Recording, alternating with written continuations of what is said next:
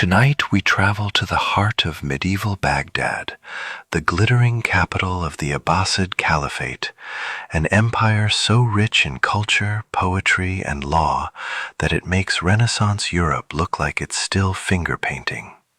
You arrive just as the call to prayer echoes across the rooftops, golden light bouncing off the Tigris River and onto ornate tile mosaics. The air smells like cardamom and frankincense, and somewhere in the distance, a street musician plucks a haunting tune on his oud. You might feel ready for romance, or at least a poetic encounter under the palm trees, but hold that thought. Because dating, as you know it, doesn't exist here.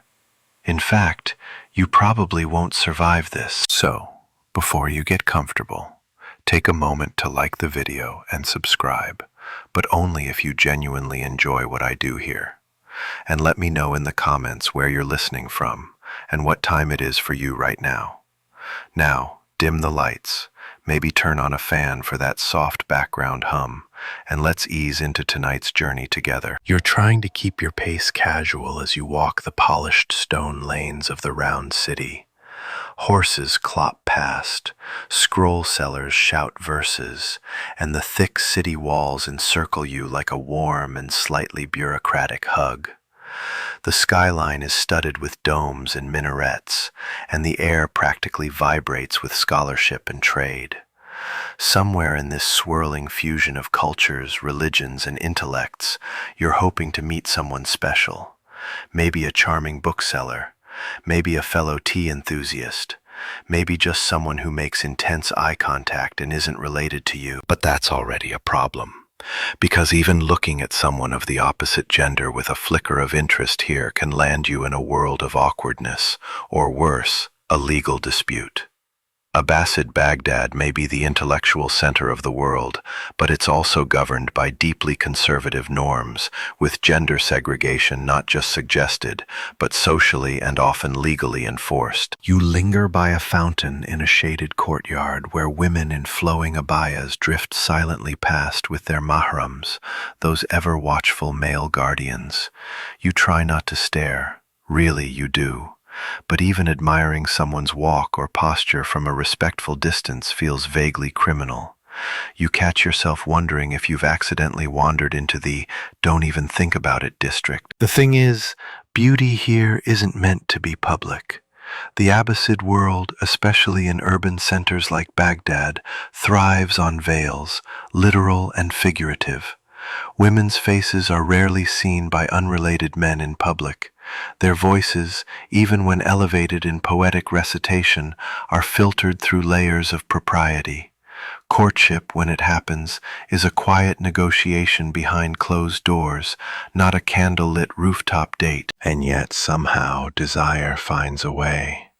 You hear murmurs of secret love poems slipped under carpets, of longing glances exchanged in mirror reflections at hammams, of stories passed around like contraband, each one a testament to the human tendency to risk embarrassment and potentially corporal punishment in the name of infatuation. You press on, hoping perhaps for an exception. Maybe in the scholars' quarter? But no, the madrasas are filled with men reciting hadith, and even the libraries, while abundant, aren't exactly meet-cutes waiting to happen. You're starting to realize that unless you're part of a family arranging a marriage, or a powerful courtier with influence and go-betweens, your romantic prospects here might be as thin as your understanding of classical Arabic. Historians still argue whether these restrictions were universally enforced, or more fluid across social strata.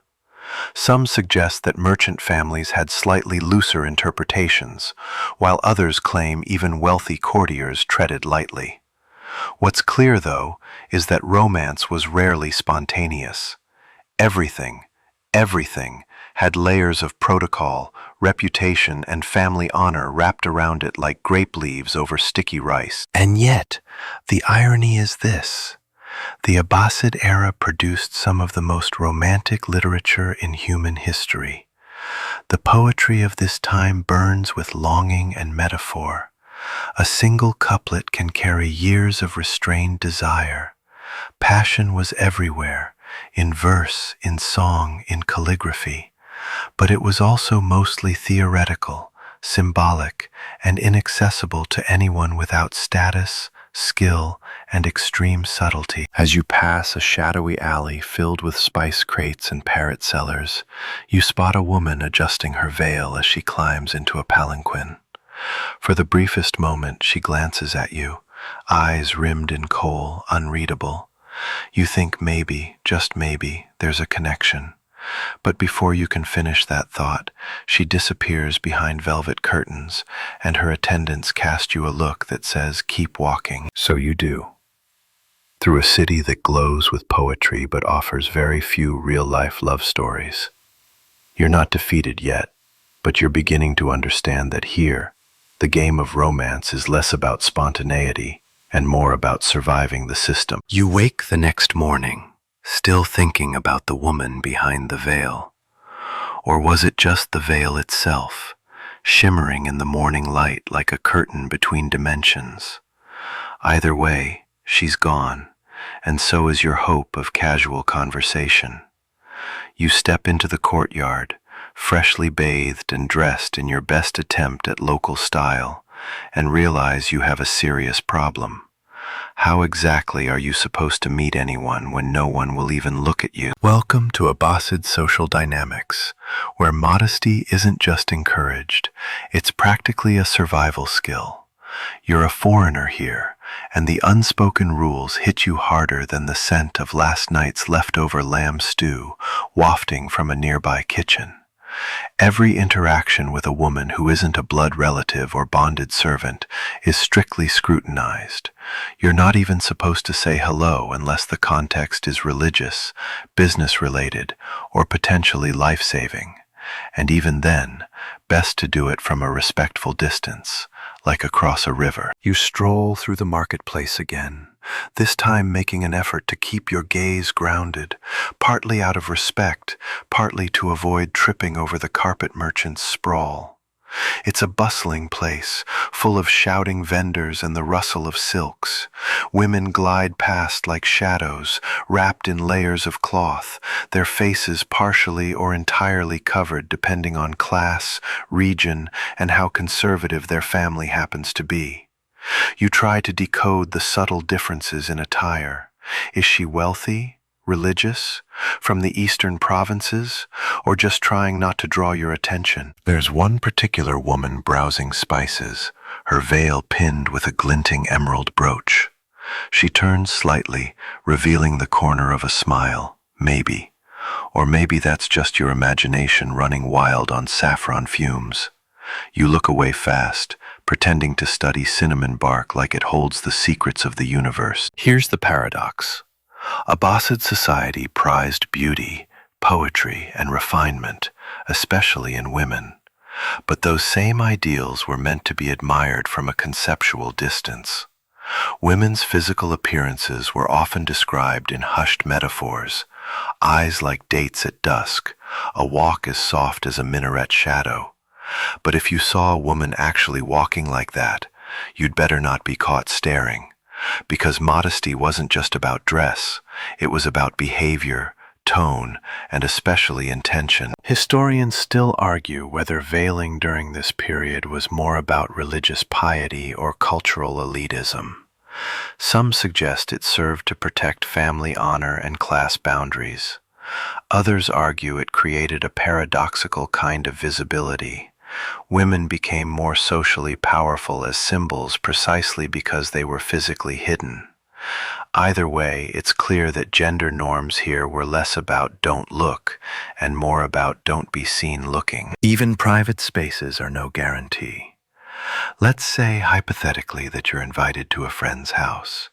There's a courtyard with citrus trees, a bubbling fountain, and pillows that smell like rosewater. You hear laughter from behind a carved wooden screen, women, you assume. But you're never allowed beyond that screen. You're not even allowed to ask who's there. If you were to so much as peek, you'd risk social disgrace, or worse, a face-to-face meeting with someone's very angry uncle, possibly holding a stick. Still, curiosity burns in you. What are those women laughing about? You strain your ears. One mentions something about a poet in the street. The others giggle. You wonder if they noticed you. Were they laughing at your shoes, at your awkward saffron incident? You may never know. Abbasid romance thrives on ambiguity, and your ego isn't ready for interpretive poetry just yet. You decide to seek answers from a local, a bookseller with a long beard and suspiciously amused eyes. "Excuse me," you ask, "what do people do here if they, want to meet someone?" He doesn't even look up from his manuscripts. They don't. Really? Not even? They write a poem. If the poem is good, it will find a reader. That's it. That's the advice. No flirtatious banter, no dinner invitations, no "what's your sign," although that might have worked considering the Abbasid fascination with astrology. Just poetry, pure, terrifying poetry. And yes, it sounds romantic. Until you realize your only shot at affection might hinge on your ability to craft a rhymed couplet about someone's ankles. So you walk on, a little wiser and slightly more paranoid. The world around you is vivid and intoxicating. Lush gardens, tiled mosques, songbirds in wooden cages. But the women within it remain largely unreachable, glimpsed only through latticed windows and metaphor. You came to Baghdad hoping for eye contact and maybe a stolen smile. What you got instead is a crash course in social restraint, poetic desperation, and a growing sense that you may have been born about 1,200 years too late for this particular dating scene. By now you've accepted that locking eyes with a stranger might cause an uncle to appear out of thin air. But you're still determined, in that hopelessly optimistic way that only someone from the future could be. You wander the city wondering, where do people here actually meet someone? Surely not everyone gets married off by family contract, right? You find yourself in a corner of the city near the libraries and lecture halls, hoping that maybe the intellectual crowd has found some clever loophole. That's when you overhear a group of young men debating poetry in a shaded garden. One of them casually drops a line that sounds suspiciously like a love verse.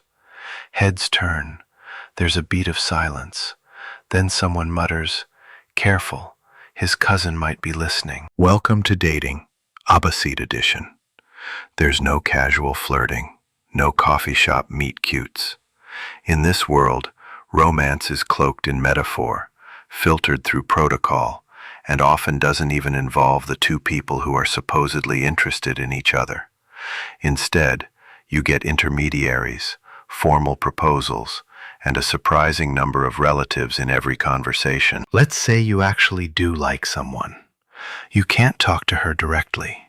Instead, you go through a matchmaker, often a trusted older woman with a talent for discretion and dramatic eyebrow raising.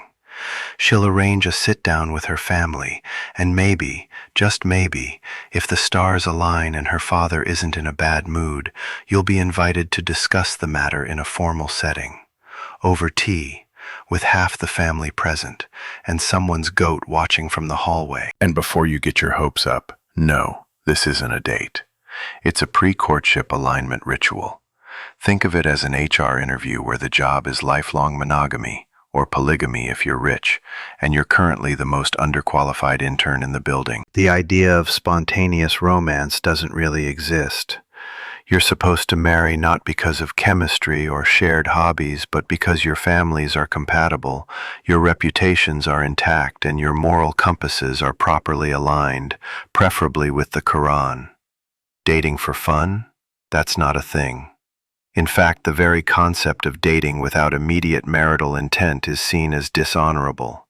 It's like saying, "I'd like to sample your daughter emotionally, please, without long-term commitment." Not a winning line in any century. Historians still argue whether all Abbasid social classes followed this rigid pattern. Some evidence suggests that in lower-class communities and among non-Arab ethnic groups within the empire, there may have been more fluidity, even the occasional flirtation under the guise of shared labor or festivals. But in elite and urban contexts like Baghdad, it was all about formal structures. You sigh and stroll deeper into the bazaar, where you pass a booth selling embroidered handkerchiefs. One catches your eye. It's delicately stitched with a line of verse. The heart speaks in riddles when the tongue cannot. You consider buying it until you realize it's probably part of a dowry kit. You back away slowly. At the next stall, you spot a book of romantic poetry. Intrigued, you flip it open, only to realize most of the poems are between men. Yes, that's another layer you weren't expecting. In this heavily gender-segregated society, men were often each other's closest companions, and the literature sometimes blurs the lines between platonic admiration and romantic yearning. You close the book gently, another plot twist in your increasingly confusing dating adventure. You stop for tea at a roadside stall and watch as a young man, clearly nervous, hands something wrapped in cloth to an older woman. She nods and disappears into an alley. A go-between. You've just witnessed the 9th century version of texting your crush, and you already know it'll be 3 days before he gets a reply, if she replies at all. You sip your tea and reflect. So far, you've learned that the path to love here is anything but direct. It's formal, coded, and slower than a camel caravan in a sandstorm. But there's something strangely elegant about it too. Every word carries weight. Every gesture is deliberate. Every glance, when it happens, is unforgettable. You're not giving up yet. Not after all that tea. You just have to adjust your expectations. Forget dating. Forget casual. You're playing the long game now. And if you're lucky, really lucky, someone might someday reply to your poem. You're halfway through writing your first love poem. Something involving a moon, a jasmine breeze, and a metaphor you might have accidentally stolen from a bath soap ad, when reality barges in like a stern uncle with a list of rules.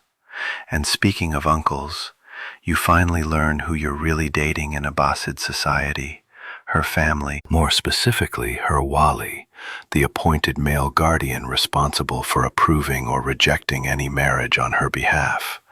Usually this is her father. If he's not around, then it could be her older brother, an uncle, or in some cases a grandfather with strong opinions and a fondness for dried figs. But no matter who the wali is, one thing is certain. You aren't getting anywhere without his say-so. You finally gather the courage to pursue someone officially. Let's call her Layla, because why not lean into poetic cliches? And now it's time to navigate a bureaucratic maze disguised as a family tree. You draft your best verses, send them through the matchmaker, and prepare your speech.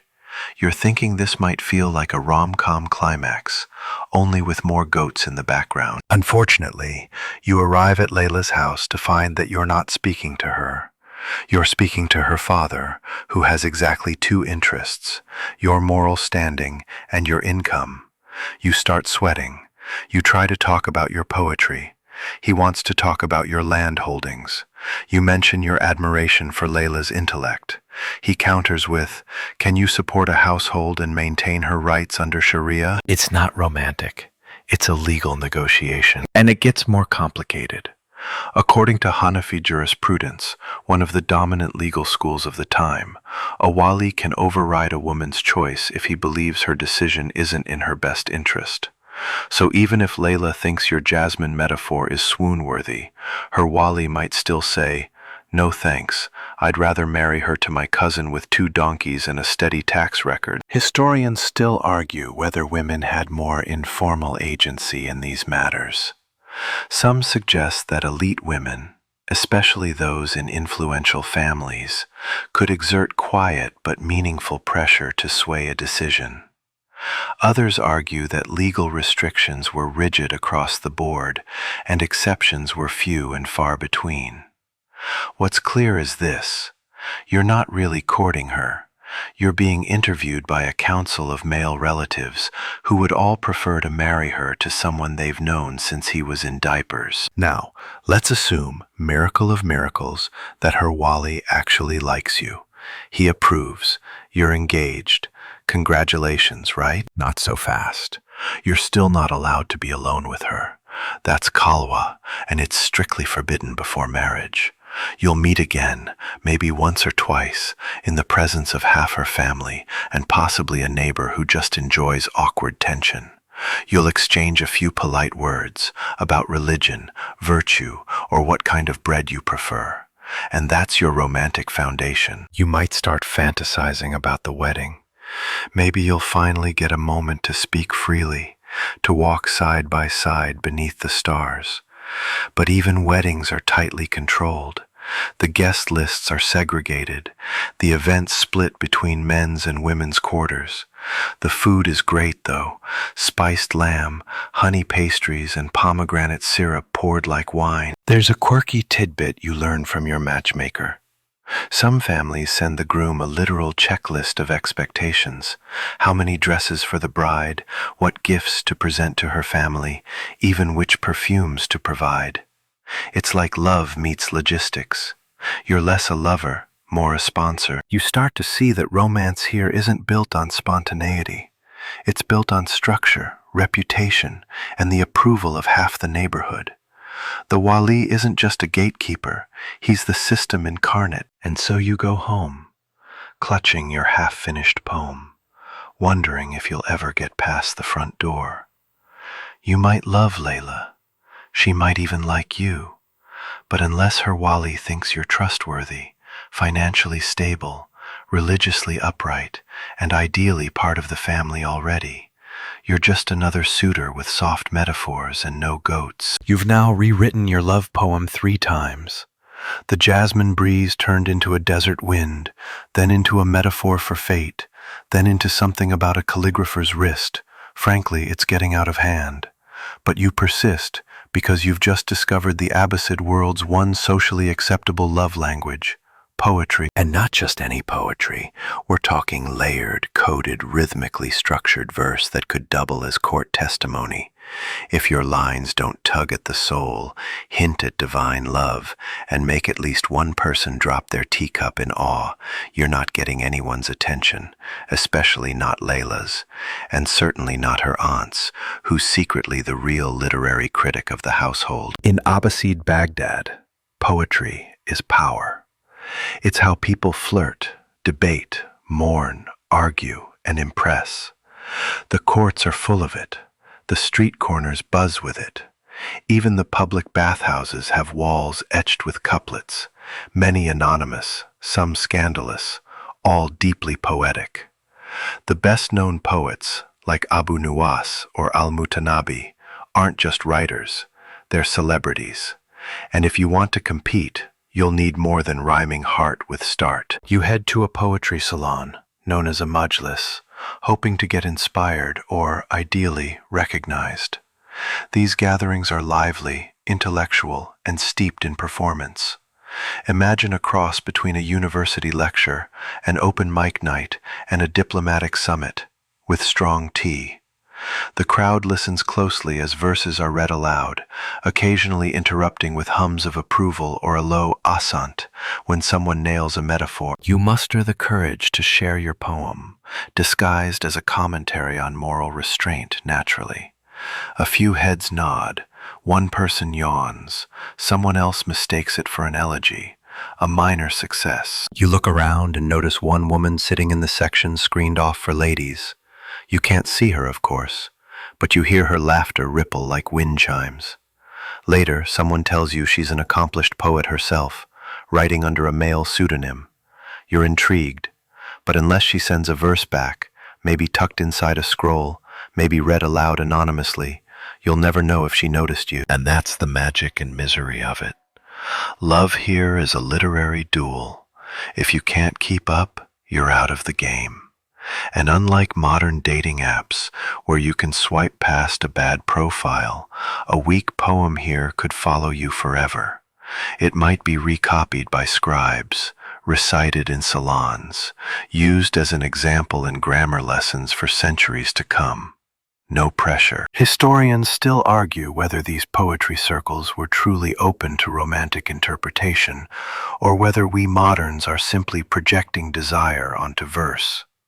Some believe they were platonic expressions of longing for divine union, while others insist that yes, people absolutely used them to flirt, just with a lot more metaphor and fewer emojis. And if you are talented, really talented, you could gain access to elite circles, including caliphs' courts, where poetic patronage is a form of soft power. Wealthy families might even welcome you as a potential suitor, seeing you as cultured and refined. But if your metaphors fall flat, you're just another anonymous scribe with a crush. Here's a quirky tidbit for you. Some Abbasid poets reportedly kept coded notebooks, secret diaries of their romantic targets, each entry carefully disguised in allegory. One such poet referred to his love as the eighth cup, referencing both wine and spiritual intoxication. Historians still debate whether the eighth cup was a real person, a composite, or simply the poet's cat. So you leave the salon with your scroll under your arm, a little bruised, but not defeated. You've joined the centuries-old tradition of yearning from afar, of hiding desire in verse, of making your feelings sound like divine revelations. And somewhere, behind a lattice window or woven curtain, Layla, or someone like her, might be listening, might be smiling, might even be writing back. But until then, you'll keep polishing your poem, line by line, rhyme by rhyme, because here in the Abbasid Caliphate, love is a poem, and you'd better make yours sing. The sun beats down gently as you make your way toward the local hammam, the public bathhouse, where hot steam and cold water dance through arched stone chambers like elemental opposites in a poetic standoff.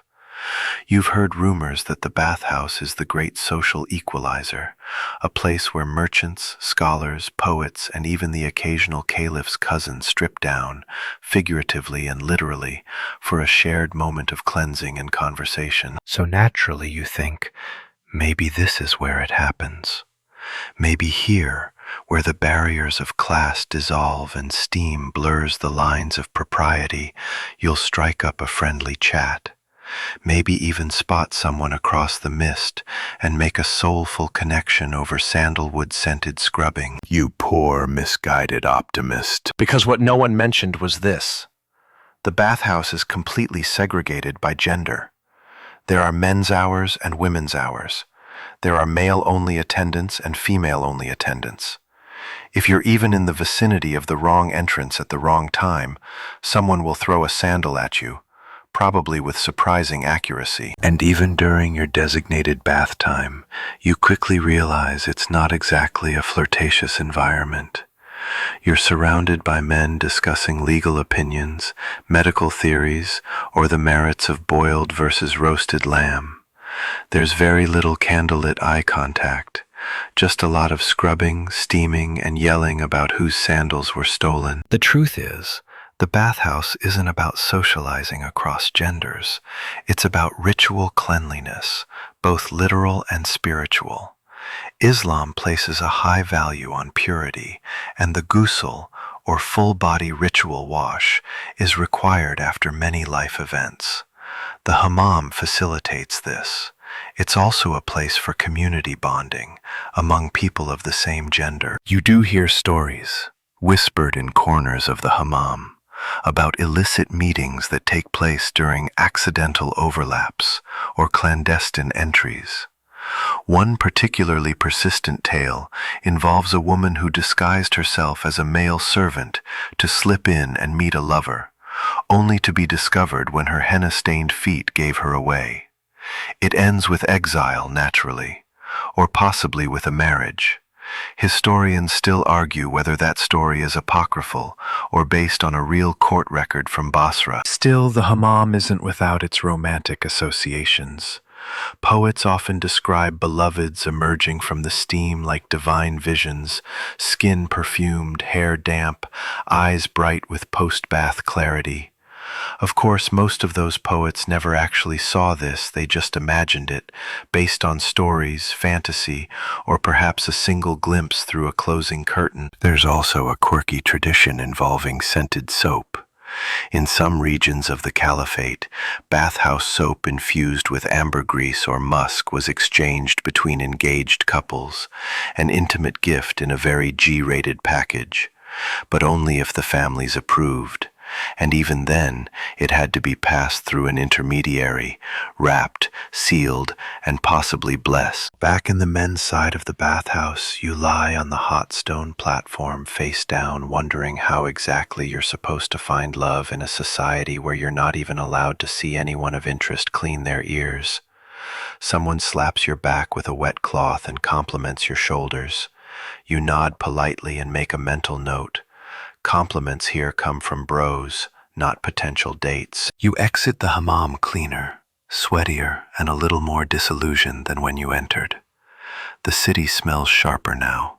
Dates, roasting coffee, leather, and the faint trace of jasmine that only makes your brain spiral back to Layla. Outside, a group of women, veiled and escorted, pass by on their way to their designated bath hour. You avert your eyes, respectful, and yet somehow their laughter carries. It's joyful, conspiratorial.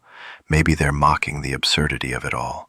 Or maybe they know that behind these rigid walls and strict routines, they're the ones who understand how to make romance work in shadows and metaphors. You're just flailing around in hot steam. So no, the hammam isn't your Abbasid dating app. It's your reminder that even communal cleansing is filtered through 1,000 layers of social etiquette, and that sometimes the closest you'll get to a romantic encounter is a whiff of rosewater on someone else's towel. You've tried the poetry. You've tried the bathhouse. You've even tried complimenting someone's cousin's embroidery skills through a third party. Spoiler, she never got the message. But today, you've got a real lead. Word in the bazaar is that Layla, yes, possibly that Layla, is officially available for a proposal. Your heart leaps. The timing is perfect. You've brushed your robe. You've rehearsed your formal Arabic. You've even memorized the current price of camels just in case someone brings up dowries in passing. This might be your moment. But then, of course she is. You smile politely, but inside you're melting like ghee on a hot pan. Because in the Abbasid Caliphate, marrying your cousin isn't just common, it's often preferred. Cousin marriage, or bint al-am marriage, literally daughter of the paternal uncle, was a normalized part of family strategy. It kept property consolidated, reinforced tribal or clan bonds, and offered familiarity in a society that already ran on layers of public restraint. You're not just marrying someone, you're reinforcing an economic alliance. It's less follow your heart, more follow the olive grove inheritance plan. You start running the numbers in your head. How many potential matches are locked up in these intra-family arrangements? Most? Probably most, because even if a woman shows some interest in you, and you've mastered interpreting blinks and pauses as interest, it's very likely she's already been designated to someone who once shared her wet nurse. Historians still argue whether these marriages were always strategic or whether they occasionally had romantic foundations. Some court records show fierce mutual affection between cousins, while others hint at bitter obligations. A few folk tales even revolve around the trope of star-crossed cousins separated by greedy uncles. Shakespeare didn't invent complicated family drama. He just gave it iambic pentameter. You recall a passage from a 9th century letter where a man writes to his cousin bride, "You are my blood and my breath, the root and the flower." That's either beautiful or mildly concerning, depending on how comfortable you are with kissing someone who used to eat apricots with you in the same nursery. Now, technically, you could still try to compete with the cousin, but this isn't a love triangle, it's a love chokehold. Cousins often had home field advantage. Their families already knew each other. The wali approved, and they probably shared a grandfather who told the same bedtime stories. You're an outsider, a poet with strong feelings and zero livestock. The odds are not in your favor. Feeling mildly deflated, you visit a scholar in the hopes of gleaning some wisdom. He's old, wise, and completely uninterested in your romantic dilemmas. Cousin marriage, he says, sipping tea. Efficient, familiar, less guesswork. You pause, then ask, "But what about love?" He raises an eyebrow. "Ah, a dangerous thing when it has no roots." He gestures to the garden outside, where grapevines curl around wooden lattices. The best vine grows where it knows the soil. That sounds profound until you realize he's also referring to his daughter, who's already been engaged to her cousin since she was 12. You thank him and shuffle off. There's a quirky social side effect to all this cousin marriage normalization. In elite families, it became almost awkward not to consider a cousin first.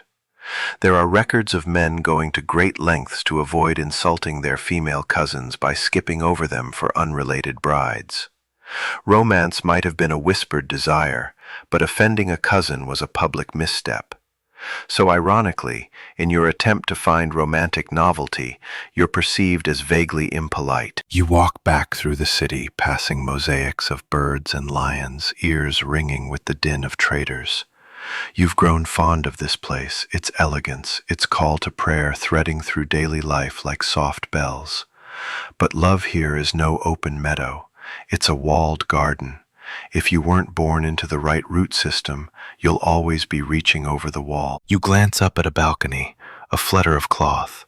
Was that Layla or someone else entirely? Doesn't matter. She's someone's cousin. Determined not to let cousin marriage logistics crush your poetic soul, you decide to switch tactics. If in-person flirtation is out and formal proposals require a family tree you're not in, then maybe, just maybe, a letter will do the trick. You spend half a morning hunched over parchment, quill in hand, agonizing over every syllable. Not just the poetry, though obviously you include some tasteful metaphors involving lilies and moonlight, but also the etiquette. Do you begin with, "To the noble lady of the almond eyes," or "With due reverence to her veil and her virtue"? You finally settle on a gentle tone, admiring, indirect, and properly groveling. You don't sign your name, of course, just a suggestive hint. He who admired your pomegranate choice at the spice stall. Romantic and anonymous. Nailed it. Now for delivery. You can't exactly slip it under her door. She lives in a courtyard house guarded by 2 uncles and a parrot trained to mimic Quranic verses. So you enlist the only reliable agent for such things, the household servant. Not your servant, mind you, hers. You spot her maid, young, sharp-eyed, and suspicious by default, carrying a basket of linens to the local dye shop. You trail at a careful distance, wait until she's alone, and then approach with what you hope is the non-threatening demeanor of a man not trying to derail a family's honor. "I have a letter," you whisper, holding it out like contraband. "For your lady, a verse or two, harmless." She squints at you like she's trying to decide whether you're an idiot, a thief, or both. Then, without saying a word, she snatches the letter and disappears into the crowd. You have no idea whether she'll actually deliver it or burn it on sight. For the next 2 days, you age 10 years. You linger near her house like a lovesick falafel vendor, pretending to be deeply interested in nearby pottery. The maid doesn't look your way again. You start to wonder, was the poem too forward? Did she recognize you? Has the parrot reported you? Finally, on the 3rd day, you find something slipped into the folds of your saddle blanket at the stables. A scrap of parchment elegantly folded. Your heart does a somersault. You unfold it with trembling fingers and read, "The moonlight is kind, but it cannot warm the rose. Best it stays in the sky, admired, untouched." You've accepted that Layla, if that's even her real name, is not your Abbasid soulmate. Your poem has been gently rebuffed, your pride massaged with polite metaphor, and your saddle blanket now feels permanently cursed. But you're not done observing this world. In fact, something about its contradictions keeps pulling you in. You've begun noticing a pattern. That wealthy merchant with the falcon-shaped inkwell? He's unmarried. That scholar with the impressive beard who lectures on divine love? Also unmarried. And yet they're not alone. Not romantically, anyway. It finally clicks when your tea-seller friend mutters, "Of course he's not married. He owns 2 singing girls." You blink. He what? Welcome to one of the most awkward, complex realities of Abbasid romance. The institution of enslaved concubines. You quickly learn that in elite households, the pursuit of affection and often sexual companionship didn't necessarily involve marriage. Instead, wealthy men often acquired enslaved women, known as jariyas, trained in poetry, music, conversation, and yes, companionship. These women weren't wives, but their presence filled roles that looked suspiciously like courtship and domestic intimacy. You want to flinch. You want to declare it barbaric and move on. But if you're going to survive here, at least understand this world, you have to look closer. A jariya might be Turkish, Persian, Abyssinian, or from even farther afield. Often captured in war or sold into elite households, she could be trained in literature, music, even theology. Some were incredibly accomplished, fluent in multiple languages, skilled in calligraphy, capable of debating theologians. And despite their legal status, some wielded considerable influence over their owners' hearts, and sometimes their politics. You hear the story of Arib al-Mamuniya, one of the most famous singing girls of the Abbasid court. Enslaved, then later manumitted, she was a prolific poet, a composer, and a cultural icon. Caliphs courted her, audiences adored her, and her verses are still quoted centuries later. Not exactly your typical concubine. And yet, as admired as jariyas could be, they were still property. Their autonomy depended entirely on the whims of their masters. A wealthy man could decide to grant a jariya her freedom, or not. If she bore him a child, Islamic law would automatically raise her status, giving her more security and eventual emancipation. But if she didn't, or if he grew bored, her fate was much less certain. You wrestle with the cognitive dissonance. On the one hand, this society produced some of the most lyrical, nuanced expressions of love in history. On the other, it normalized a system where intimacy was often tied to ownership. Historians still debate how much agency these women had. Some argue that elite jariyas, especially in artistic or political circles, wielded soft power and emotional leverage far beyond what legal texts suggest. Others emphasize the cruel imbalance, how affection didn't erase the underlying coercion, even if poetry tried to soften the edges. You hear a quirky tale about a man who fell in love with his jariya after she beat him at chess 3 times in a row. He declared her his intellectual equal and married her on the spot. The story ends with them debating hadith over breakfast. Cute, if you ignore the part where she didn't get to choose the game. Meanwhile, you, regular, non-rich, not politically connected you, are starting to realize that your options in this society are slimmer than a minaret's shadow at noon. If you can't afford to impress a wali, and you're not in the market for a jariya, ethically, financially, emotionally, then you're out of romantic luck. You glance around at the city's domes and gardens and feel a pang of loneliness. This is a place of intense structure, yes, but also deep emotion. Every restriction conceals longing. Every poetic verse you hear on the wind is probably rooted in someone's invisible heartbreak. You walk past a courtyard where music plays softly. Someone is singing, a woman's voice, smooth and aching. You pause at the gate, careful not to linger and just listen. The words drift over the wall. I was owned by silence, but in my song, I chose. You're not sure if the singer wrote it, or if it's been passed down like a secret. Either way, it leaves you reeling. You'll never fully understand this world, but you're starting to respect its contradictions. And you know now, romance here is never just about love. It's about power, performance, and the long shadows of silence. After the sting of poetic rejection and the ethical maze of Jariya culture, you could be forgiven for giving up entirely. But no, you've come too far, grown too curious.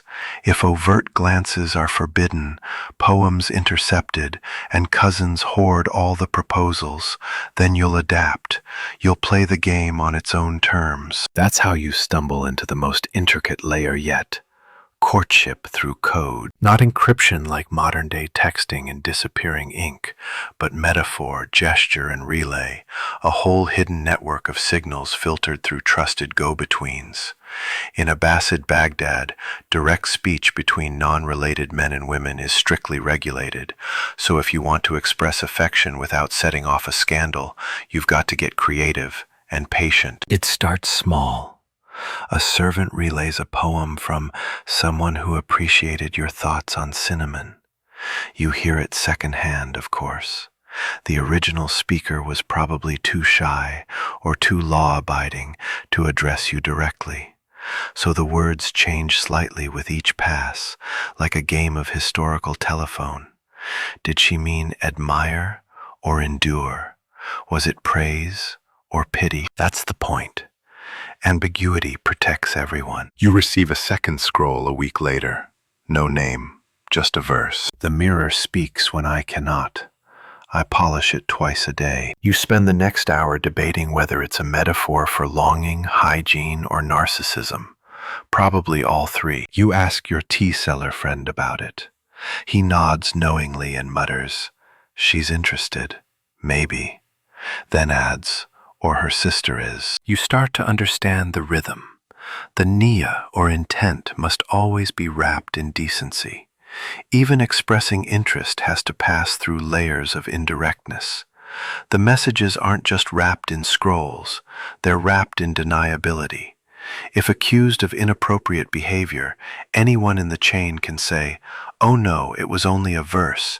You've misunderstood." Historians still argue how widespread these coded exchanges were, and whether they occurred mostly among elites with access to education and scribes, or among broader urban communities. Some even suggest that markets and festivals had their own flirtation rituals, subtle but understood. A drop of perfume, a turn of the wrist, a pause at the spice stall. You begin to see these interactions not as mere restraint, but as their own form of dance. Here's a quirky tidbit. There was a whole class of professional intermediaries, washitas, mostly older women, who specialized in delivering letters, gauging interest, and coaching clients on phrasing. The most skilled of them could carry on entire negotiations without ever revealing names. One famous washita was known for slipping coded messages inside fruit, a plum containing a love note, a fig with a poem stitched on silk. You ask around. The best wasita in Baghdad supposedly operates out of a perfume shop. You find her folding saffron sachets, eyes sharper than razors. She sizes you up before you even say a word. "Poet or merchant?" she asks. "Mostly broke," you answer. She chuckles, then shrugs. Sometimes that's more romantic. You hand her a verse, one of your better ones, you think, and a tentative name. Someone you've seen at the madrasa courtyard, face partially veiled, reading a commentary on Aristotle. You never spoke, never even heard her voice. But the way she turned pages, graceful and slow, like someone reading for eternity, stayed with you. The wasita nods. "I'll see what I can do." You wait. Again. Always waiting. When the reply comes, 4 days later, inside a folded corner of your linen order, it's brief but devastating. "He who seeks stars should not ask them to fall." Another rejection? Possibly. Or a challenge. You can't tell, and that's the genius of it. The message could mean anything, could mean everything, and that's how people in this world fall in love. not with certainty, but with inference, with the delicious tension of maybe. You walk home through the dusk as the minarets begin to glow. Somewhere behind a curtain, someone might be reading your verse aloud or laughing at your metaphors. You may never know, but you've entered the dance now, no longer a tourist in this romantic ecosystem, but a participant, still confused, still single, but slightly more fluent in ambiguity. Here the language of love is not direct. It's elliptical, evasive, shimmering like the moon on the Tigris. And if you want to find affection in the Abbasid Caliphate, you'd better learn to speak in riddles. There's a moment, brief and foolish, when you think, what if we just went for a walk together? You and her, whoever she is, the woman behind the metaphor, the reader of your plum poem, a stroll by the riverbank, maybe a little conversation, some eye contact that doesn't involve a third-party tea seller translating your feeling. It's adorable that you think this is an option, because in the Abbasid Caliphate, a woman, especially one from a respectable household, can't just go for a walk. Not alone, not unescorted, not unveiled, not without raising eyebrows, suspicions, or the blood pressure of her extended family. You pass a pair of women on the street, veiled head to toe, one of them led by a younger brother. Their path is purposeful, their gaze is low, they don't linger, they certainly don't stop to admire anyone's sandals. This isn't just modesty, it's choreography, and you are not in the number. There's a legal concept that looms large here. Halwa. Being alone with someone of the opposite sex who is not a mahram, a close blood relative.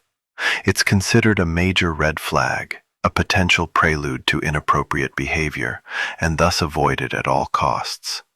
Even if your intentions are entirely innocent, and they're not, let's be honest, the appearance of impropriety is enough to stir gossip or worse, formal complaints. Do know that dreamy riverside walk is legally, socially, and probably cosmically off limits. You start to notice how this restriction shapes everything. Women don't just appear in public. They are introduced, escorted, buffered by relatives or walls or time slots. Even shopping is a group activity. The most you'll get is a glimpse of someone from behind a curtain at a bazaar stall, her hands reaching for almonds as her uncle haggles over the price. Historians still argue how universally strict this enforcement was. Some point to records of businesswomen who traveled with retinues and took meetings in semi-public spaces. Others note variations across class and region. Rural women may have had more mobility, while urban elite women were tightly secluded. But for most middle or upper-class families in Baghdad, the rule was clear. Protection equals separation. You try to imagine it from her perspective. Say she wanted to meet you just to talk, to ask why your poetry keeps involving moonlight and citrus. How would she even go about it? She can't send a pigeon. She can't bump into you accidentally. The act of even thinking about a private meeting would likely be buried under layers of guilt, danger, and social obligation. Here's a fringe anecdote for you. One woman in Samara supposedly orchestrated a brief meeting with her suitor by bribing a blind Quran reciter to stall her escort mid-route. They met for 30 seconds. She quoted a line of poetry. He responded in verse. Then she vanished into the alleyways, never to be seen again. The story ends with him writing 5 volumes of tragic love poems and dying in a bathhouse from heartbreak or bad soup. Historians can't agree. You find yourself feeling not just frustrated, but respectful. These women navigate a minefield of constraints with grace, wit, and stealth. Their every step is calculated. Their silence is strategic. You, by contrast, are a poetic mess who can't even get a scroll past a maid without breaking into a sweat. There's a moment near the mosque where you hear a woman's voice reciting something, a prayer, maybe a line of hadith. You can't see her. The sound floats out from behind a lattice screen, but the voice is clear, calm, and commanding. You stop in your tracks. And that's the paradox. Though unseen, unheard in public, women here shape the atmosphere like incense, subtle, pervasive, undeniable. Their presence hovers in the poetry, the domestic politics, the behind-the-scenes diplomacy of every household. You once thought romance was a public story. Here it's all subtext and shadows. It's not about holding hands in moonlight. It's about knowing you can't, and still writing her a verse anyway. You walk on, beneath the arching brick gates, past a date seller singing old songs. A couple of children run by, chasing each other with fig-stained hands, and you begin to accept that this world isn't built for your kind of love story, but it has its own kind.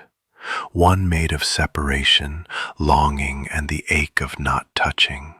One where even a conversation is an impossible gift. And maybe, just maybe, that's what makes it unforgettable. You decide to take a break from love, from poems, from squinting at veils, hoping for reciprocal metaphors.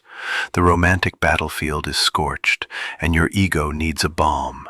So you wander the quieter corners of Baghdad, toward the courtyards filled not with perfume and matchmaking whispers, but Sufi chanting and drifting incense. The Sufis are everywhere if you know where to look. Mystics wrapped in wool, sitting beneath fig trees, whispering divine names into the breeze. You've heard rumors that some have renounced the world entirely. No gold, no politics, no marriage, just longing for the beloved, with a capital B, which brings you to her. You meet her during a public recitation of Jalaluddin Rumi's precursors, surrounded by candlelight and the scent of sandalwood. She sits cross-legged on the women's side of the courtyard, cloaked in humility and stillness. You don't see her face, but her voice cuts through the quiet like wind over reeds. She's quoting Rabia al-Adawiya, the famous female Sufi saint who once said, "I want to drown in you, not in your heaven." And just like that, you're smitten. Again. After the recitation, you inquire discreetly. She's known in the local Khanqa, a student of divine love, and some say she's vowed celibacy until she achieves fana, complete annihilation of the ego in God.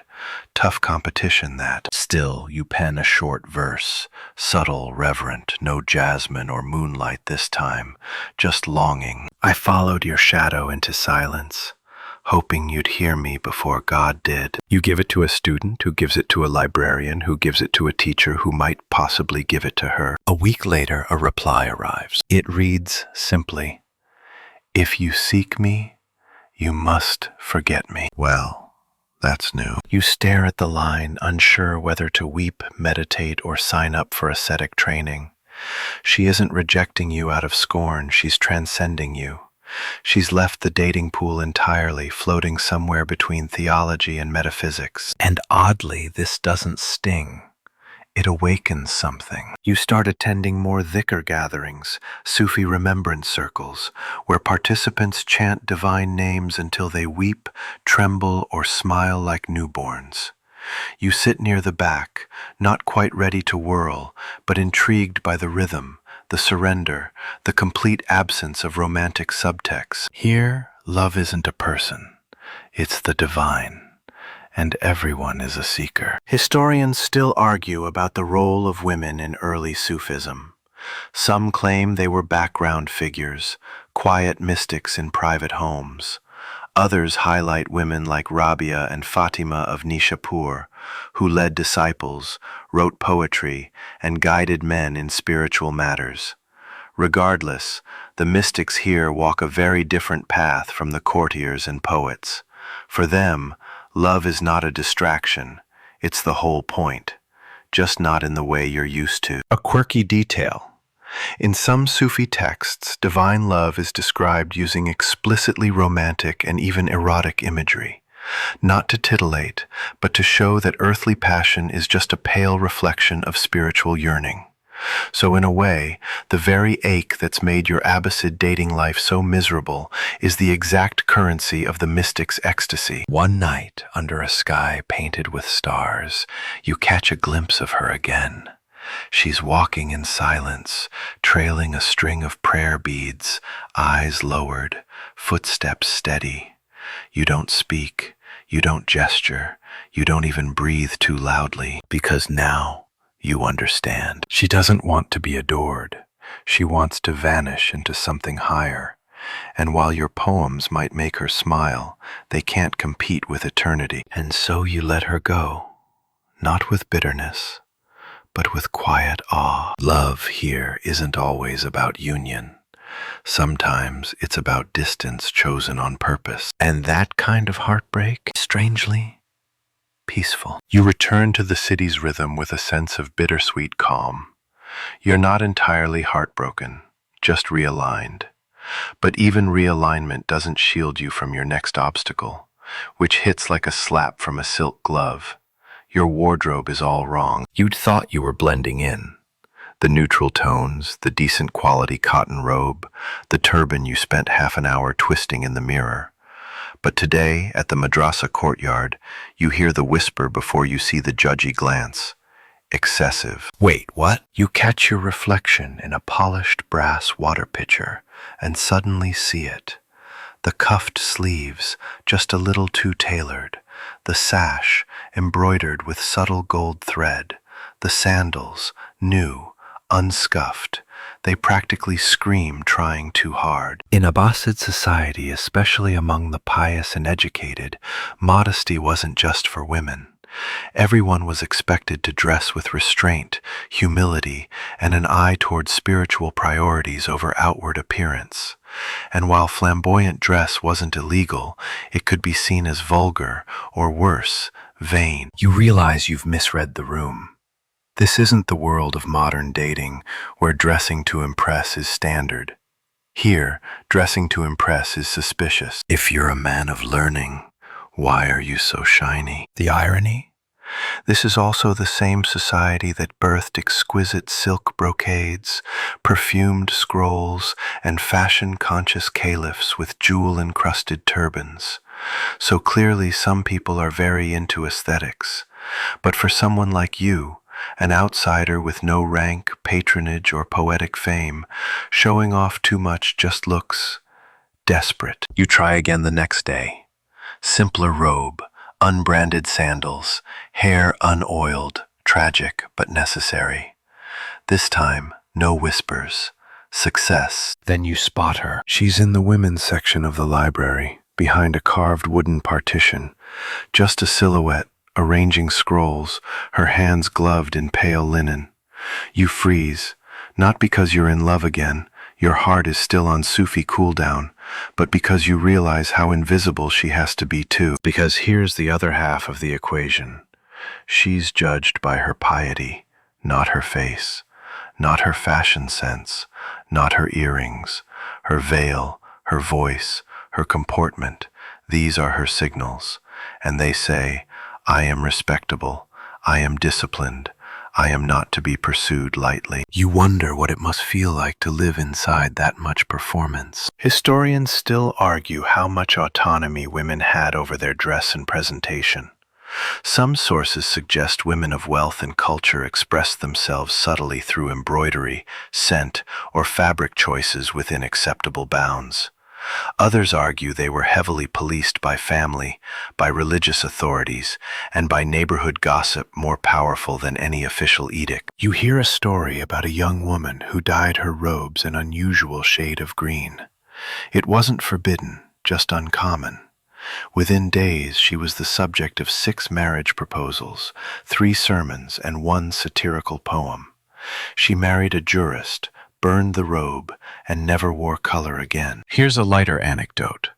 In certain elite circles, women's shoes became quiet status symbols.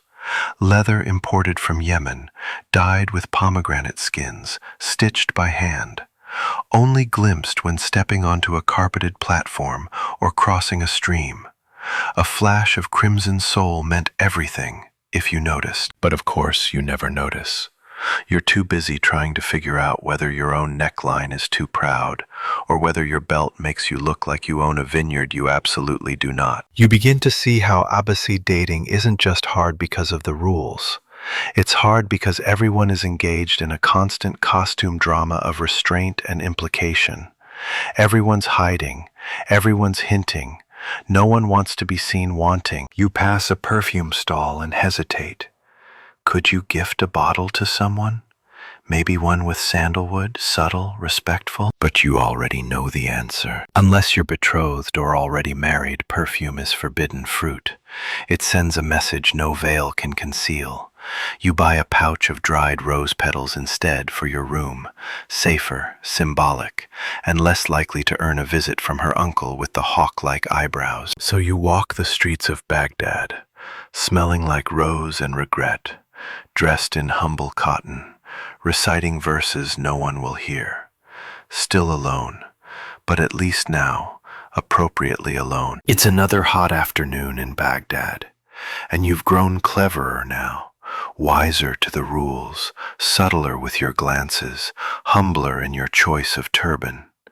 You've even stopped composing verses on moonlight. Mostly. Today, you decide to look for love in the one place no one expects it. A madrasa. Sure, it's a place of study. But you reason correctly for once that if people here value intellect, then maybe, just maybe, the way to someone's heart is through a well-timed quote from Aristotle or an insightful comment about fiqh. So you slip into the courtyard of one of Baghdad's many madrasas, shaded with vines and cool stone benches. You join a lecture already in session. The topic? Free will versus divine determinism in Quranic exegesis. Not exactly romantic, but hey, you're trying. You notice across the courtyard partition a group of women, faces veiled, scrolls balanced on their laps, focused, scribbling, intent. One of them raises her hand and asks a question about predestination that momentarily stuns the teacher into silence. There's a beat, then applause, even from the men's side. You don't know her name. You'll probably never learn it. But you're smitten. Again. Of course. Later, as the crowd disperses, you drop a quote in passing to a student near the women's section. Something mild, something safe. As Rumi said, "The wound is where the light enters you." There's a pause. Then from behind the partition, a single cough. Was that approval? Amusement?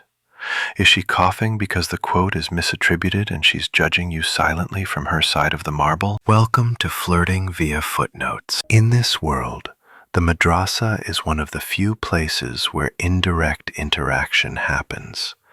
It's still bound by rules, gender partitions, no direct speech, and zero physical proximity.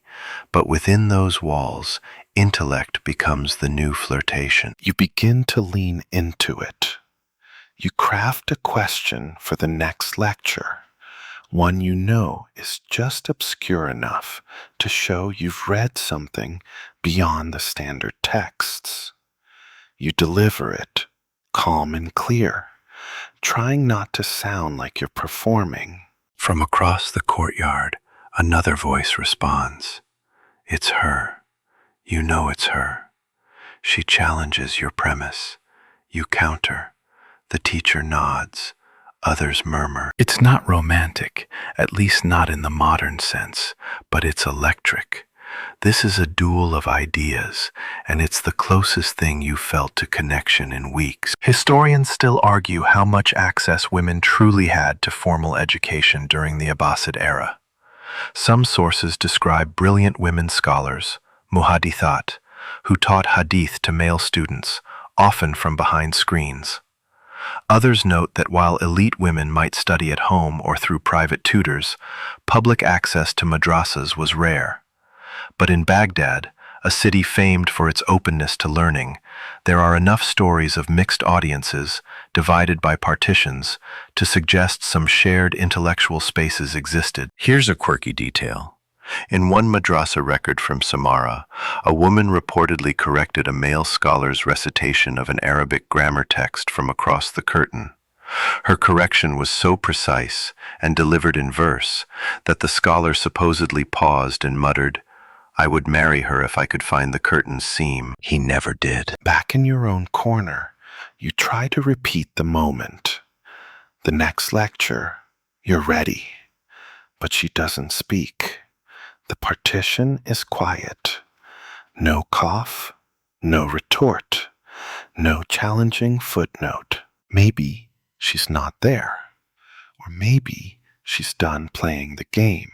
Still, the memory of that academic volley lingers. You never heard her name, never saw her face, but you debated free will with her under a banyan tree and in a place where romance is reduced to metaphor that counts as a moonlit walk. You leave the madrasa quietly, scroll under your arm, resisting the urge to write another poem. Okay, just a short one. We met in thoughts, not touch, and still I fell. You've tried poems, letters, bathhouses, coded metaphors, academic duels, and still here you are, single. Slightly more poetic, definitely more cautious, and today painfully aware of one more truth written in the stone of Abbasid society. You are not a poet, a patron, or a prince. You had hoped, naively, that sincerity would be enough. That effort counted, that maybe, just maybe, being an earnest, scroll-toting romantic would open doors.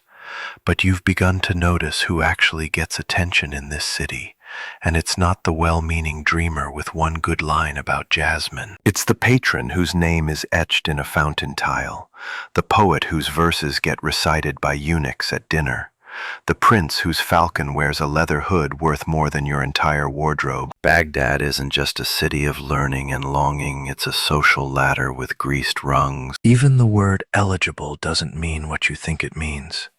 It's not about charm or compatibility. It's about position.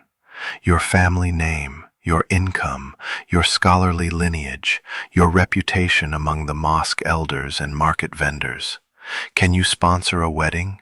Can you host a feast? Do you have the connections to guarantee your children an apprenticeship at court? If the answer is, not really, then you might as well not exist. Romantically, at least. You hear about a young woman, the daughter of a calligrapher, who fell for a student of theology. The story is sweet. He sent her a poem hidden inside a Quran commentary. She replied with a botanical metaphor. They wrote for months. Then her father discovered the suitor's name. His uncle's a dyer, he said, horrified. Our ink does not mix with theirs. That was the end of it. Historians still argue whether these class barriers were absolute. Some records suggest upward mobility existed through scholarship or military service. Others argue that while people might rise in prestige, they rarely broke into elite family circles without serious patronage or marriage to a cousin. Always with the cousins. You try, briefly, to fake status.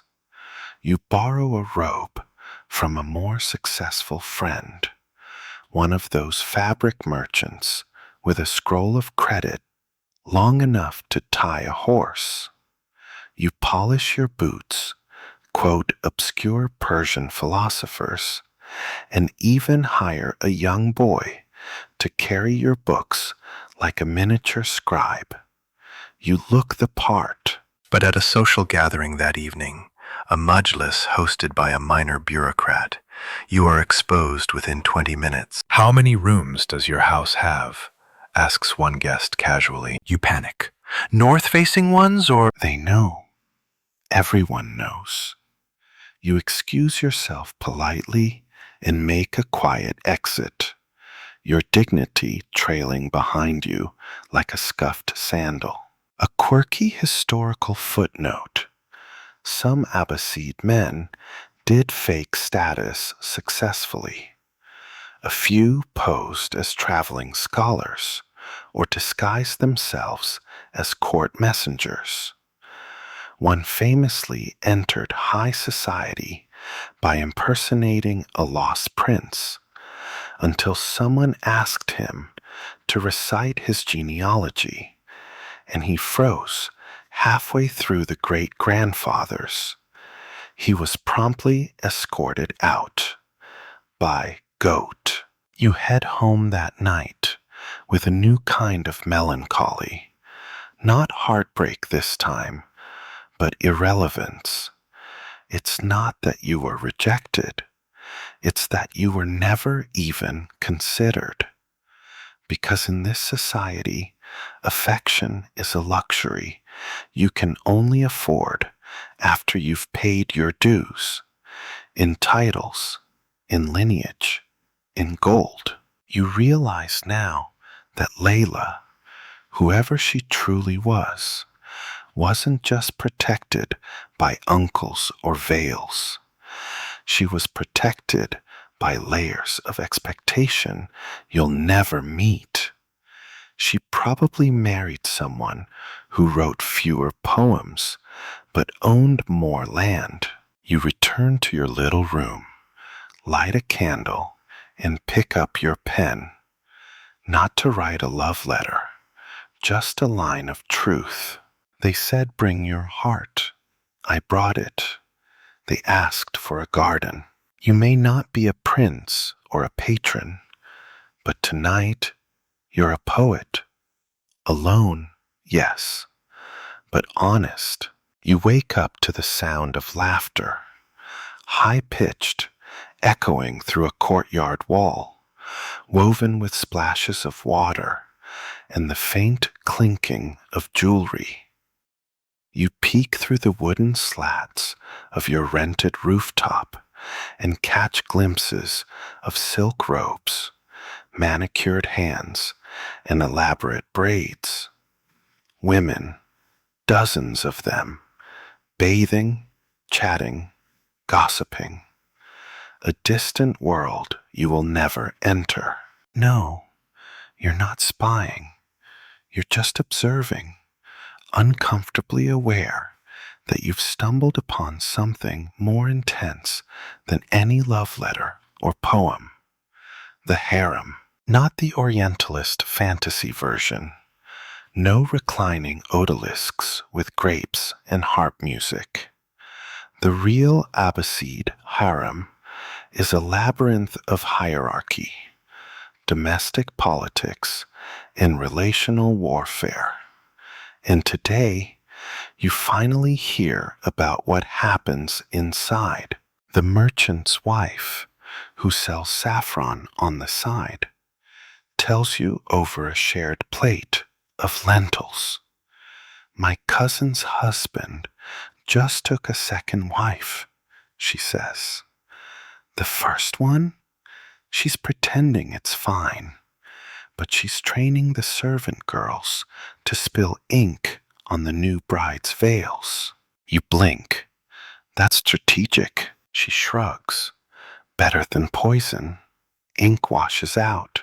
And so you learn jealousy is real, and it has rules. In Abbasid Baghdad, wealthy men are legally permitted up to 4 wives. Add to that as many concubines as the household can afford, and you have a domestic situation that looks less like romance and more like empire management. Each wife has rights, financial, emotional, and spatial. The most respected among them, the Walad, mother of a child, holds elevated status. But that doesn't stop rivalry from boiling under the surface. You hear tales of harem politics, subtle sabotage, manipulated rumors, alliances formed between co-wives to overthrow a third. One woman famously trained her pet parrot to insult her rival every morning at breakfast. "May your dates turn sour," it squawked. The rival retaliated by hiding all of her combs. Historians still debate the emotional dynamics of Abbasid harems. Some argue that the women, despite being sequestered, wielded immense behind-the-scenes power, managing households, influencing their husbands' political decisions, even indirectly shaping court culture.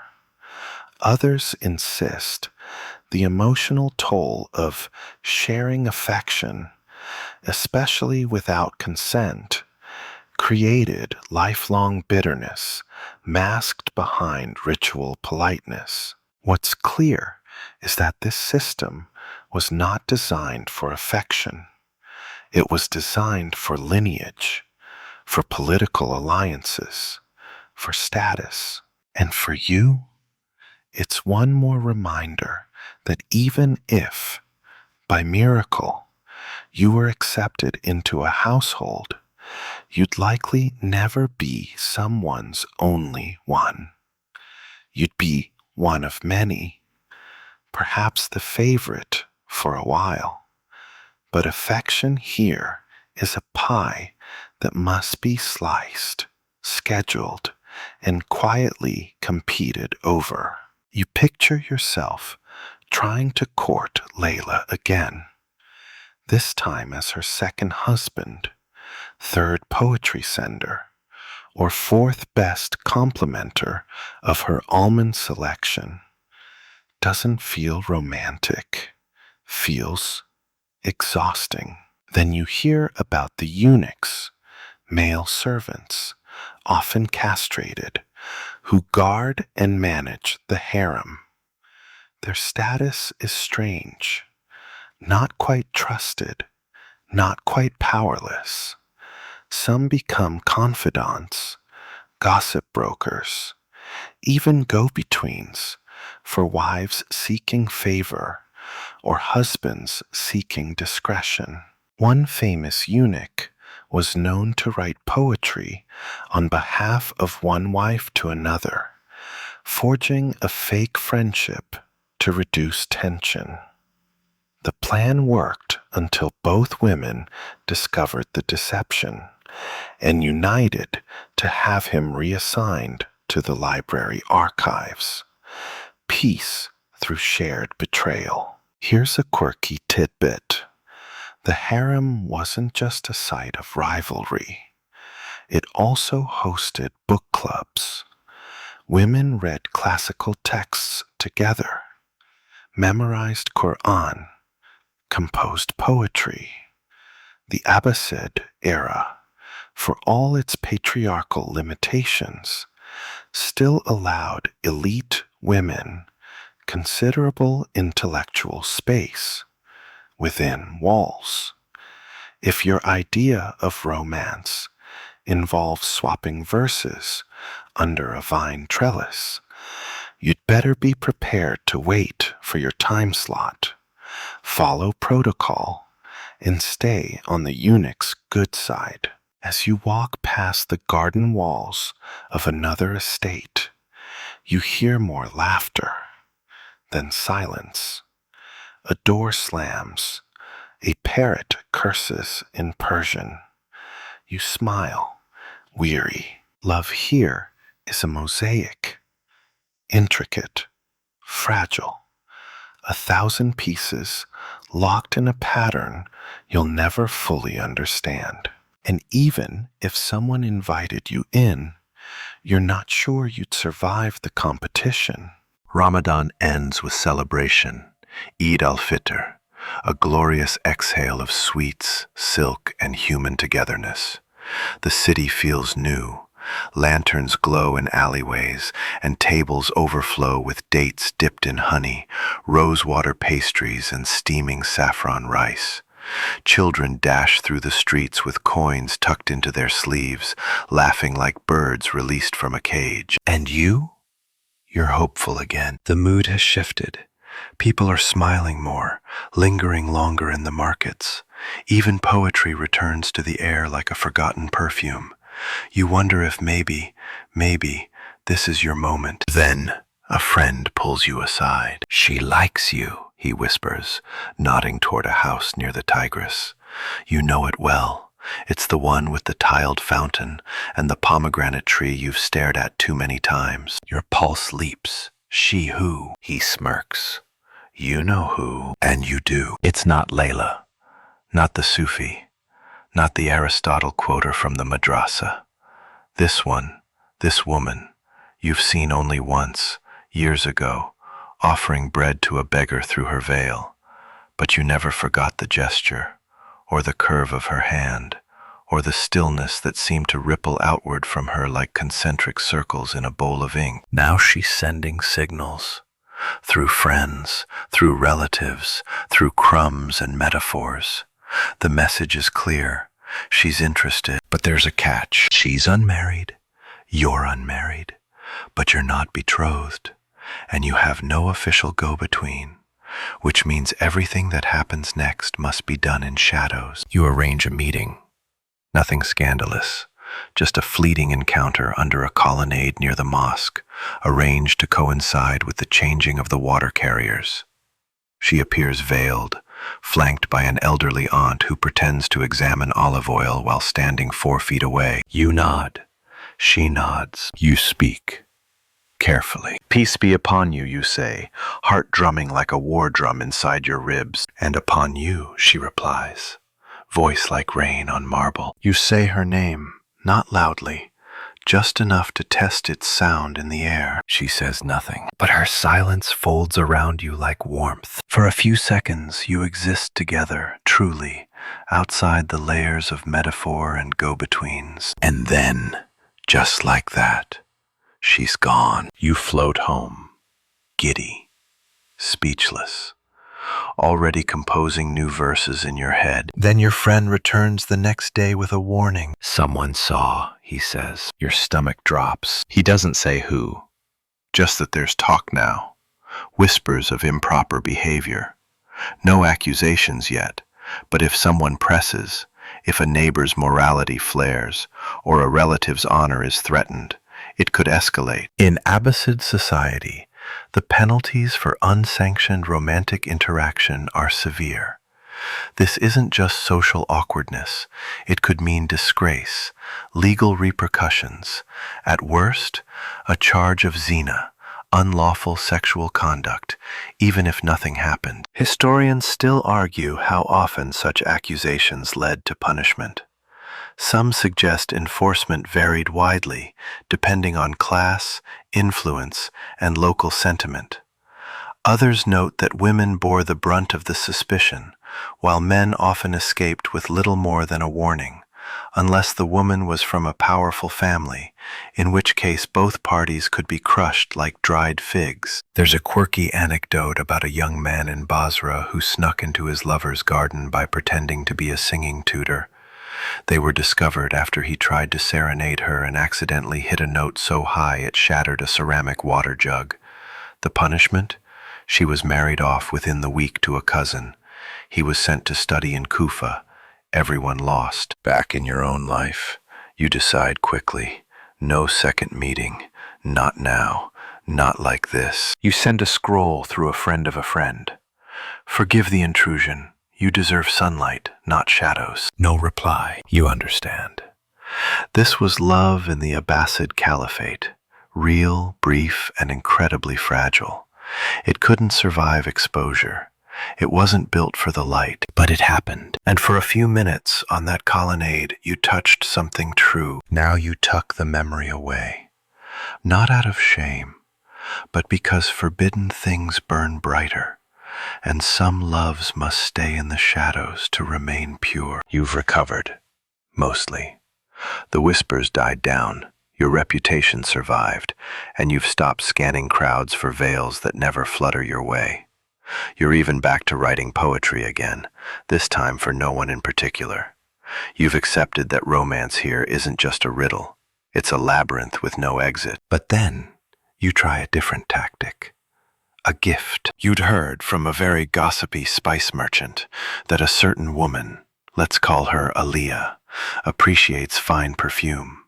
Not ostentatious, not too floral, something rare, subtle, something that speaks without words. You happen to come across such a scent at a merchant's stall near the Copper Bazaar. An oil infused with musk, myrrh, and a touch of violet root, sealed in a delicate glass vial wrapped in embroidered cloth.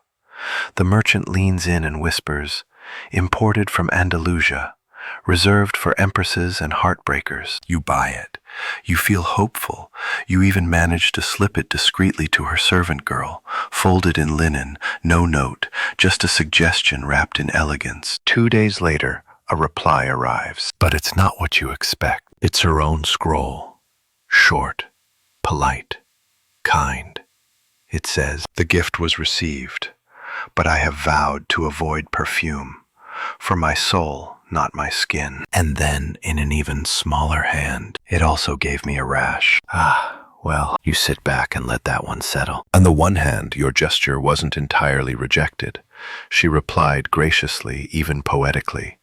On the other hand, you've accidentally caused an allergic reaction in someone who renounced fragrance for reasons both spiritual and dermatological. Excellent. You later find out she's part of a growing group of pious women following a form of zuhd, Islamic asceticism.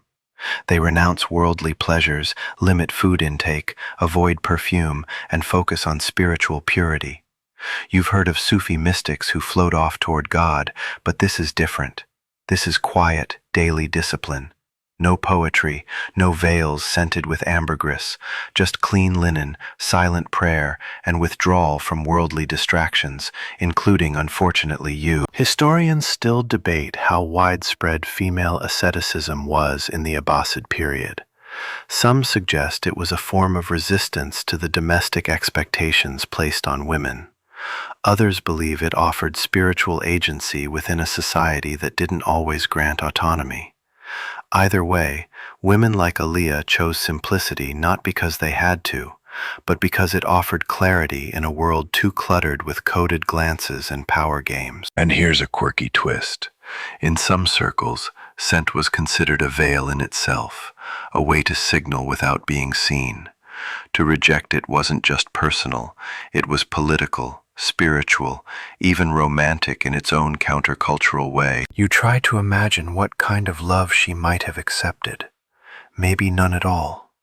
Maybe the kind found in shared silence, or in exchanging verses about trees and stillness, rather than eyes and longing. You sigh, tuck away your remaining perfume vial, and vow to never gift anything again without triple-checking the recipient's theology and allergy profile. Still, something about her letter lingers. Not the rejection, not even the rash, but that last line in tiny handwriting. It was intimate, vulnerable, funny even, and for a moment, that makes it all worth it. You sit on your roof that evening, watching smoke curl into the lavender sky, thinking of all the women you almost loved. The scholar, the Sufi, the one who spoke through silence, the one who wrote back only once, the one who never replied. You never held a hand, never whispered under stars, never even shared a plate of figs, and yet you lived through a dozen romances. Some ended with metaphors, others with scrolls, one with a scroll and a rash. But they were real. You inhale, scentless and alone, smiling. Because even here, even now, in a place where love is wrapped in law and secrecy, you manage to care. And she, briefly, cared enough to warn you. Next time, maybe just send flowers. It's your last evening in Baghdad, and the city hums like it knows something you don't. Lanterns sway over the narrow lanes, casting gold and shadow in equal measure. You sit on your favorite step overlooking the Tigris, oud balanced on your lap, plucking strings without really thinking. The melody is half formed, half forgotten, like every attempt at love you've made since stepping into this ancient, structured, poetic maze of a civilization. You're no longer chasing anyone. Not Layla, not the veiled philosopher, not the Sufi who floated above you in silent renunciation. You're not even looking over your shoulder anymore to see if a servant girl has a scroll hidden in her sash. You're just being, alone, slightly wiser, definitely still celibate. And strangely, it doesn't ache the way it used to. Because by now you understand that the Abbasid Caliphate was never designed for your kind of love. the kind that's casual, intuitive, full of spontaneity and hey, wanna grab coffee. This place thrives on intention, on family, on rules, on a version of affection braided tightly into ritual, religion, and power. You glance up and watch a boat drift silently down the river. On it, a man plays a ney flute. No audience, just the moon. And suddenly, your whole romantic misadventure here feels almost perfect. Not because it led to love, but because it revealed love's many shapes. Restrained, distant, sacred, political, indirect, poetic, forbidden. You experienced every version but the one that ends with a kiss. But who needs a kiss when you got to taste history? You strum a minor chord. The note hangs in the air. Historians still argue whether personal love in the Abbasid age was rare or just deeply private. You suspect it was both. A hidden garden behind tall walls, glimpsed only by the lucky, or the reckless, or the very patient. You recall the Sufi's words, "If you seek me, you must forget me." And you did. And you didn't. Here's a quirky closing thought. Many Abbasid love stories ended in longing, not union. In fact, unfulfilled desire was the literary gold standard. Lovers didn't ride into the sunset, they composed ghazals and wept under olive trees. Which means you didn't fail. You just joined a tradition. You rise slowly, oud in hand, and walk through the fading light. The city doesn't notice you. It never really did. But that's okay, because you walked through its heart, past perfumed scrolls and veiled laughter, past jealous harem whispers and rejected sandalwood, and emerged with a new kind of understanding. You weren't meant to last a day in a Roman bathhouse, sure, but here, in Abbasid Baghdad, you lasted love, and all its impossible shapes. And now, as we close this journey through silk veils and sandalwood dreams, let's take a moment to exhale. Let the sound of oud strings fade into silence. Let the rhythm of footsteps on old stone dissolve into memory. The streets of Abbasid Baghdad are quieter now. The lanterns flicker a little lower. The scrolls are rolled up, the ink dry. And the whispers, those delicate coded signals pass through servants and scholars and sly poetry. They fall gently asleep in the folds of night. You too have earned rest. You wandered through a world that didn't quite have space for you, not the way you imagined. But in doing so, you uncovered something even more enduring than romance. Patience, humility, the quiet bravery of longing without possession. So close your eyes and picture that river, the Tigris, silvered in moonlight. Picture the silhouette of someone you once admired, drifting past in memory. No name, no need, just presence. Let that stillness wrap around you now, soft as a cotton robe in morning light. Let go of the reaching, let go of the needing. Just breathe, because even in a world where love speaks only in riddles, you listened.